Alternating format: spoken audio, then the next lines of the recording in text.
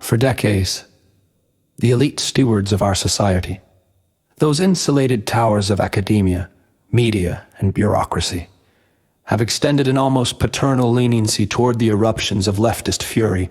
Riots that scorched cities in the name of justice were rebranded as righteous uprisings.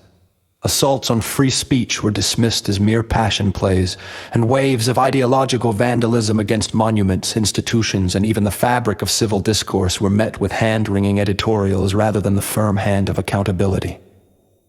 This isn't mere oversight. It's a calculated asymmetry, a grace afforded to one side's excesses while the other is dissected under a microscope for the slightest infraction. The result, an emboldened vanguard that views restraint as weakness and escalation as virtue. At the heart of this imbalance lies a deeper truth about human nature, one etched into the annals of history from the fall of empires to the street-level skirmishes of our own fractured age. Much of the radical left doesn't parley in the currency of dialogue or compromise. They thrive on the grammar of coercion. The boycott, the cancellation, the unyielding demand for submission, empathy and olive branches are interpreted not as bridges, but as invitations to overrun the ramparts. Witness the Bolsheviks who devoured their own moderates after the Tsar's collapse, or the cultural purges of Mao's China, where intellectual mercy was the prelude to the Gulag.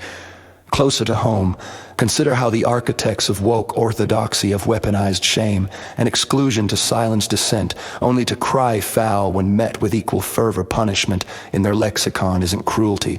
It's the only lexicon that registers. It enforces the new moral order, weeds out the apostates, and cements loyalty through fear. The hour has come for moderates and the right to shed the illusions of chivalry in this lopsided arena. No longer can we afford the luxury of turning the other cheek while our adversaries sharpen their blades. It's time to master their dialect, the targeted expose that topples a censorious bureaucrat, the viral counter-narrative that shatters the echo chamber, the unapologetic mobilization of boycotts against corporate enablers of division. Fight fire with fire, not out of vengeance but necessity.